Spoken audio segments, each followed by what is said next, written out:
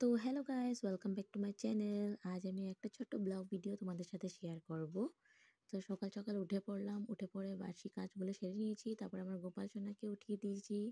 গোপাল সোনাকে আমার উঠিয়ে সকালে সেবাটা দিতে হয়। উঠিয়ে গোপালকে খাওয়া টাওয়া দিয়ে দিলাম। তারপর আমি গোপালকে খাওয়া দেওয়ার পর চলে যাব স্নানে। স্নান করে এসে আমার পুজো দিতে হবে।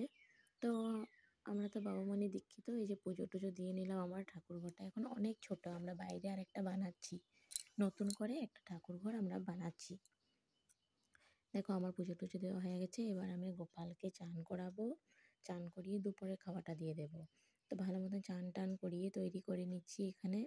তৈরি করে নেওয়ার পর ফাইনাল লুকসটা দেখাবো তোমাদেরকে। এই দেখো, কিউট লাগছে না আমার গোপালকে? ছোট্ট মোটো গোপাল। আচ্ছা বন্ধুরা, আমাদের মুরগি কিন্তু বাচ্চা ফুটিয়েছে। দেখো 7টা বাচ্চা ফুটিয়েছে। কত কিউট বেবিগুলো, ছোট ছোট।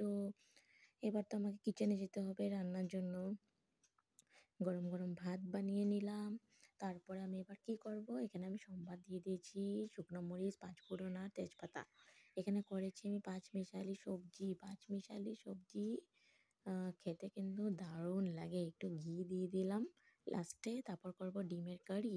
এখানে দিলাম ক্যাপসিকাম, টমেটো আর পেঁয়াজ দিয়ে ডিমের কারি করলাম। এবার এখানে কি আছে, এখানে আছে মাছ। এটা হলো তেলাপিয়া মাছ।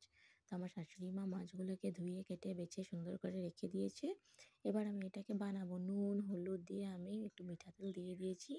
দিয়ে এটাকে আমি ভালো মতন ভেজে নেব। ভেজে নেওয়ার পর এই যে আমার রেসিপি তৈরি। তো কেমন হলো বন্ধুরা জানাবেন।